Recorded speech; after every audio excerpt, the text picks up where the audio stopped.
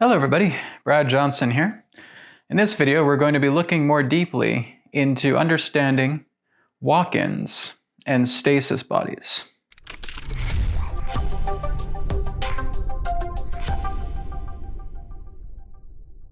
Now this is more of a Spirit Insights based video, and the reason why I'm addressing this is because over the years I've had quite a lot of people coming to me claiming that they are walk-ins and also talking about the nature of feeling like they have another incarnate body kept in stasis. So we're kind of diving into the deeper facets of the mind here in this video, so you're going to have to bear with me as we go on this ride together. So let's take a look firstly at walk-ins. Now, what exactly are walk-ins? What does that term mean? I'm sure if we look into the spiritual and metaphysical communities, we will hear quite a bit about people talking about walk-ins. All right.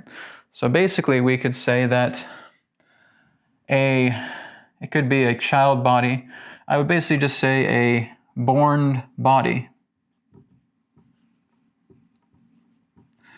that has had the previous soul vacated.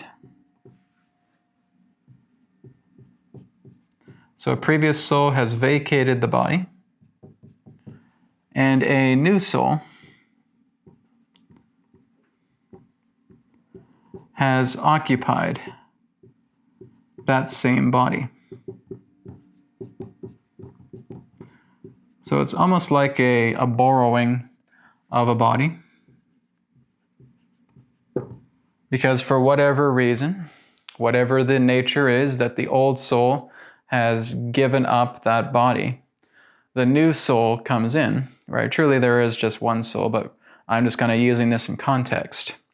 If we look at a physical body here, okay, an old soul has left the body, and a new soul is coming into the body, and therefore has ownership of that brand new body, or basically that borrowed body is now under the usability of a new host. I think that's the best way to refer to it, is old host, new host. Okay, so the old host and the new host. Now when that old host leaves the body, when they depart, what happens is that everything that represents the experiences and memories of that host goes with that host, because everything representing our experiences, keeping it all on file, having memory, that is all in the akasha of the old host. So the old host takes everything with them. Now the body has built-in memory to itself, but its memory is very, very limited. So when a new host comes into the body, incarnates into the body, they really don't have too much recollection of that the old host's patterns. They don't really have recollection about how that body was born, or maybe any family of memory with it, right? They don't really have chronological understanding of the family unit. They don't really know who anybody is, but they know that they're in a human body. They know how to work the human body. They're aware that they're human, and they have basic motor functions, and they have basic skills, because that is all applied through the memory of the body. The cellular memory of the body keeps it all intact. Okay? Based upon the condition of the body. If the body is severely injured, then the new host has to work in recuperating that body.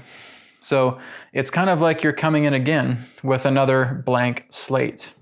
There is again a slate of ignorance that is brought forward. Now, of course, depending on the host, depending upon how advanced they are, if they've really been able to thin out their veil of ignorance, they may have, in that sense, a very strong advanced degree of knowledge to help nurture that body back to health. Now, over the years, I've talked to dozens of walk-ins, and through the walk-ins themselves, it's very much like what I share here. They have No memories of the past. Okay, so 0 mem of the past.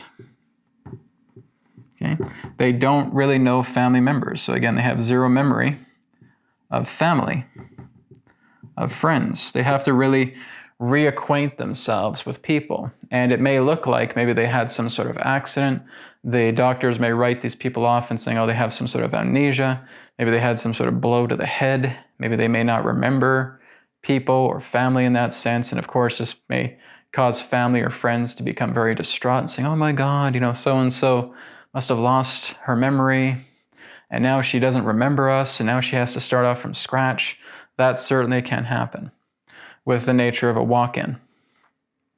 So basically, the new host that comes into the body really has to start from scratch. It's like looking at a second birth, okay? But this is being born a second time through the physical body, okay? Now, what happens to the old host? Well, here's the earth, and here's the etheric cue right here. So the soul moves into this type of etheric waiting queue, kind of an observation window. And they are watching from that observation window regarding their incarnation. So they're not completely able to go back into source consciousness. They have to remain in a type of idle state, watching an observation because their body is still alive. Only another soul has been agreed upon through the higher self of the old host and the higher self of the new host. They've reached an agreement. The entity comes in and they incarnate into the body altogether. And so therefore, that new host is taking over the agreement, and the old host is in that observation window watching everything. Right? So they're in observation. So they cannot cross over. They cannot go back into source consciousness until the body itself completely perishes. That's the unique contract of Earth. And there's also unique contracts like that on other planets as well too, just in different ways. But basically in that sense, a soul cannot go back into source consciousness while their body is still alive. It's not possible. Okay? They can go into different degrees of observation. They can go into visiting different dimensions and so forth, but they're not able to go back into source for as long as their body still lives. Okay? It's the same thing with masters as well too. Masters who are able to leave their body and they're able to explore all these different dimensions, go into different realms, just being completely in witness, observation, consciousness. But they're still tethered to their body because their body's still alive. You're here until your body croaks. Simple as that. Can't avoid that. Okay? So once the body croaks completely, then the old host would again return to source consciousness. The new host would, of course, return to whatever their arrangement is. Now, here's where we get into the stasis bodies. We are going to come back into the walk-in situation here very shortly. What I have noticed as well too is that there are walk-ins that basically have bodies in stasis. Now I have talked about this years ago. I have talked about it when I was channeling Adronis as well too. Okay, but it's like looking at these little pods. And inside these pods are stasis bodies. Okay, what will happen is that there's advanced technology quite commonly found on spacecraft, where they will have disembodiment chambers, stasis chambers. And there is basically abrupt frequencies that are being blasted in this pod that basically induce the host from being disembodied from the soul. Now that body is still alive as well too, okay? So this is where it gets kind of interesting. It's like crossing in between dimensions. So again, that host leaves that window in that dimension, comes out the other side, and here's the earth, and here's the body that they are occupying upon the earth. So that stasis body is completely intact in that disembodiment chamber. So basically that body, it's almost like being in a comatose state. That body is still alive, but it is very much in a comatose state, and it remains that way. and the technology there is keeping that body alive. Okay? So that soul that disembodies from this particular body, let's say it's on a spacecraft, okay, goes through the dimensional opening, dimensional fabric, comes to Earth, reaches an agreement with an old host. The old host leaves, the new host comes in. They have no awareness of their family, their friends, anything that represents the past instances pertaining to that old host's life. Completely blank slated. Okay? Now, if the host is willing, the host may give them information about their family. If that old host is willing to help out with the new host. It all depends. The majority of the people that I have talked to have not had that kind of association. It's very rare, okay? For an old host to say, oh, let me help you out. I'll tell you that this is what my mother is like, this is what my father is like, and they'll get like telepathic transmissions, right? They'll get information, they'll get intel to get about a vague idea about what's happening. Some old hosts are generous to do that, but most of them do not do that. Okay? Most of them just basically go off into the waiting queue. Okay, body's yours. I'm just going to observe from my waiting queue. Have a blast. Okay? So this is the nature of stasis bodies. So it's very common that we have agents, okay? That we have officers, that we have specialists that basically volunteer themselves on board spacecraft quite often. It's what I refer to as arc vessels or arc ships. Okay? All that means is that these are specially designed ships that basically have these pods. Okay? And again, the entity in question goes into the pod, fills up almost with, like you could say, amniotic fluid. It's almost like an amniotic fluid that comes into the stasis pod. I've gotten visions of it. And again, they're just being blasted with frequencies that are assisting in the disembodiment process and also keeping the body comatose. As the body again goes comatose, they disembody from that stasis body, they come into the new body, and again, they just try to fit in with the earth plane. Now, why would someone volunteer to do that? Why would they leave, I would basically say, a very beautiful life? Because when you go on board these ships, they're like paradise. They're absolutely beautiful. The people on board these ships are, they're like angels. They are so incredibly kind-hearted. They're so deeply connected with one another. They all look very young as well too, especially if you guys go on board ships. Don't be surprised if you see men and women looking like they're 18, 19, 20, 21, 22 years old, maybe as old as like their late 20s. But you may say, oh, what are these young people here? Oh, they're not young. They're thousands of years old, okay? But they basically look like, I would say the closest thing, they look like supermodels.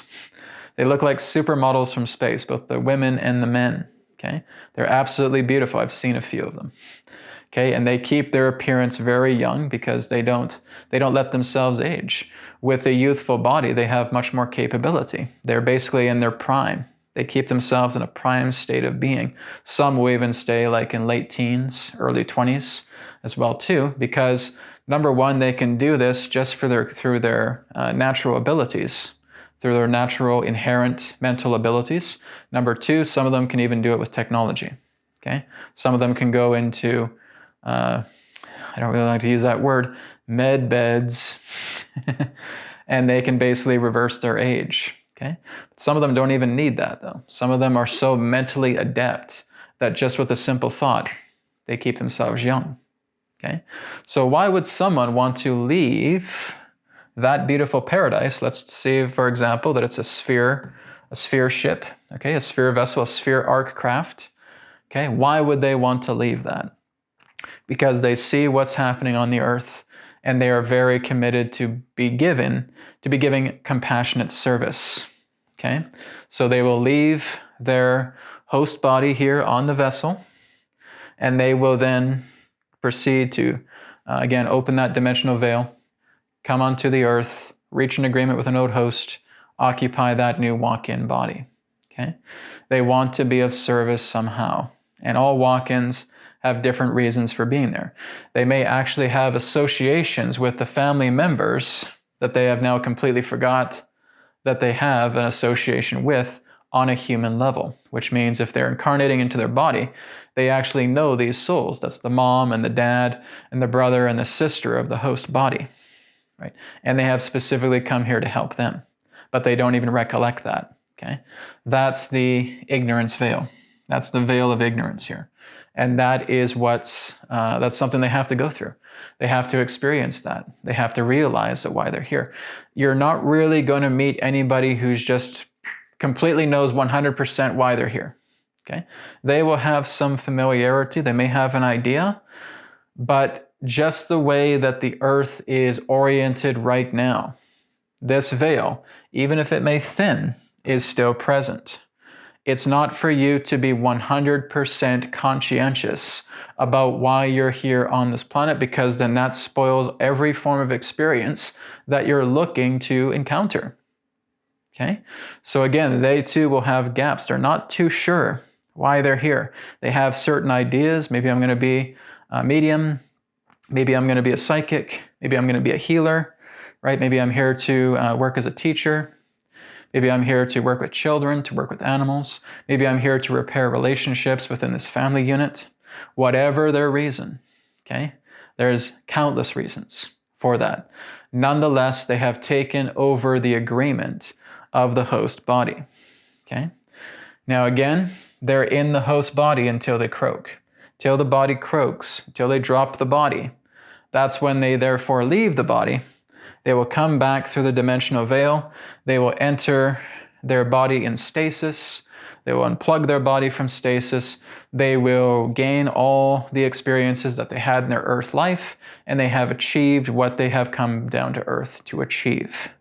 But basically what happens between the old host and the new host is there is some type of, you could say, spiritual, I'm not sure if I could call it spiritual, but basically just a soul agreement. Right? A soul agreement between the two. This soul wants to leave the body. Now, this is not something your conscious self could ever arrange. This is an agreement on a soul level. Okay?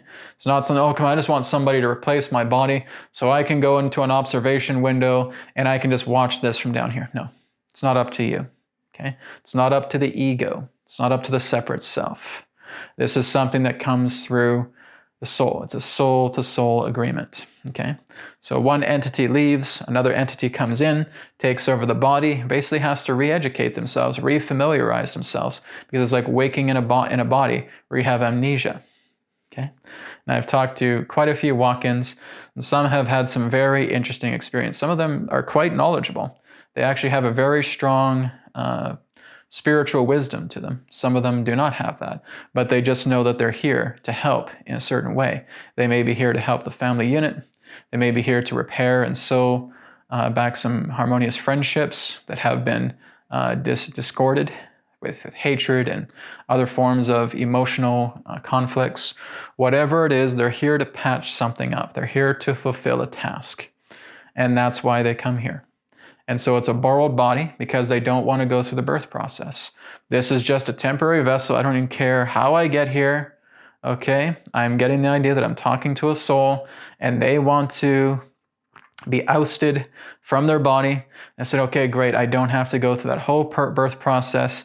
I don't have to re-educate myself. I don't have to wear diapers. I don't have to go through the toddler years or anything like that. I just want to come into a body. It might be a child's body. It could be 5, 6, 7 years old. I've talked to walk-ins who come into child bodies. Okay, they skipped the baby stage. They skipped the toddler stage, and they're just kind of in the adolescent stage, and they come here. That can happen. Okay, they can come into an adult body, whether they're a teenager, whether they're a young adult, whether they're middle-aged, whether they're a senior. Doesn't matter. Okay, it's just based upon the agreement that both entities agree to, so that it therefore takes place, so that that particular new host can resolve everything that they need to resolve on this planet through this body. Once that task is done, body drops, they leave, body croaks, okay? They come back through the portal, they enter their stasis body, they retain all the memories and experiences of that life, and they go upon their merry way. That's it, okay? Some could be here for a very short time, maybe a couple of years. They drop the body. They go back to their other one. Okay, I would say other one, but really it's just everything's simultaneously coexistent, right? It's infinite amounts of bodies. But in this way, I would refer to they're returning back to their relationship body, to which they have disembodied themselves from. This would be similar to like an oversoul experience, okay? So that soul again is leaving here, but this is their primary body. They come in and they enter a secondary body, which represents the body that they're borrowing. They fulfill their task, they drop that body, they come back through the portal, and then they enter their primary body.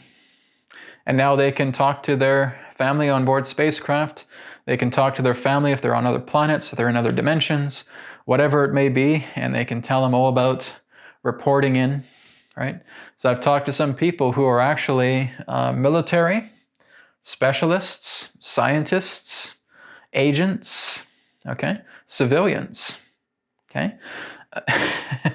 It really is boundless. There's just all kinds of different walk-ins. Great masters, wise masters from other worlds that have basically gone into deep trance states. It doesn't always have to come through stasis pods, okay? But they have put themselves into stasis. Stasis just represents, you could say, a coma, like a comatose state, right? So they're basically in a type of coma. It's basically what happens with masters as well, too, when they go into such a deep state of samadhi, and then they're able to leave their body, and they're able to, if they want, go and incarnate somewhere else, all right? So again, the soul leaves the body, but there is some form of life force that's still keeping them, keeping their body preserved in that way. But their soul leaves the body. Your soul has to leave the body to incarnate into another body. The astral body can't do it. It's not configured to do that, okay? The soul has to leave.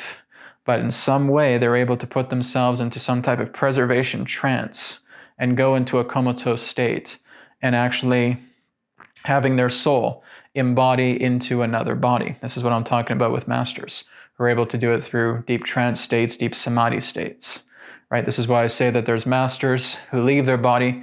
They could probably leave for a couple of centuries. And then they suddenly wake back up in their body again. And now they realize they've been buried in dirt because their body is still preserved. Very much like what happened to Paramahansa Yogananda after he dropped his body. His body was preserved for almost about 3 weeks of time. And his body was perfectly preserved. There was no sign of decay whatsoever. That is the example of having a stasis body.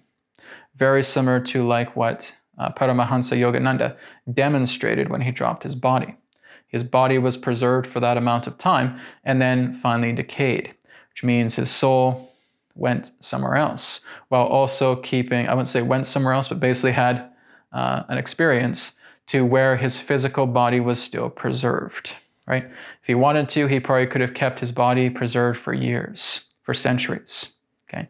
Masters know how to do this, right? They're going into a type of trance state, a yogic trance state, a type of samadhi, where they're able to drop their body and they're able to preserve their body. It's very advanced, but it can be done, okay? It's what yogic trance can do. So this is why, in that sense, Yogananda didn't fully go after he left. He was hanging around for a bit, right? He had certain things he had to do. And once he fulfilled everything he did, his body now gave up the rest of it and was able to decay. There's also a lot of reports of other masters doing similar things over the centuries and over the many millennia, okay, preserving their bodies altogether, and that is a type of stasis body state, okay? But a lot of off-worlders will use stasis pods, okay, because their technology is actually preserving the body, right? And there's actually, there are certain mental capacities to it, because again, the body is still stabilized, it is still preserved. But again, there's technological assistance with making that happen. It's quite fascinating. So anyways, I wanted to give this discourse about walk-ins and stasis bodies. I hope you guys have found it very informative. If you have more questions about it, you can always leave a comment in this video, or feel free to contact me anytime. newerteachings.com. Go to the contact page. You can drop me a message there. All right. Thank you, everybody, for watching, and I'll speak to you again in another perspective of the now. Om Shanti Shanti Shanti. Namaskar, and may it be well with you. Thank you very much for checking out the New Earth Teachings YouTube channel. Feel free to like, comment, share, and subscribe. And you can check out the websites, newearthteachings.com, where you can order a private session, 3 questions by email, EQ method, and a lot more. And you can also check out healingcodecards.com, where you can grab your mind deck, your body deck, and of course the brand new Body Deck Special Edition. All of these are available in digital editions as well. And you can also get a shirt just like this through healingcodeshop.com, where you can experience the healing codes in apparel form. So feel free to check out these websites. Thank you so much, and I'll speak to you again in the next video. Be well.